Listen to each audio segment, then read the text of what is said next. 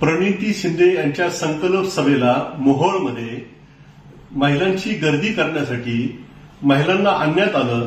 त्या महिलांना कुणाची सभा हे माहीत नाही. खोटं सांगण्यात आलं की आज महिला दिन आहे.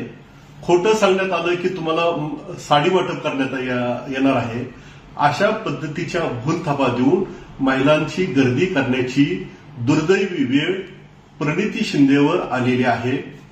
मनामनामध्ये नरेंद्र मोदीजी, घराघरामध्ये नरेंद्र मोदीजी असं असल्यामुळे आता सोलापूरमध्ये संपूर्ण वातावरण मोदीमय झालेलं आहे. यांच्या प्रणिती शिंदेच्या सभेला माणसं फिरकेनाशी झालेली आहे आणि म्हणून महिलांना भूलथापा देऊन गर्दी करण्याचा प्रयत्न त्यांचा सुरू झालेला आहे. याचा अर्थ असा आहे की सोलापूर लोकसभा मतदारसंघामध्ये आता त्यांची डाळ शिजणार नाही.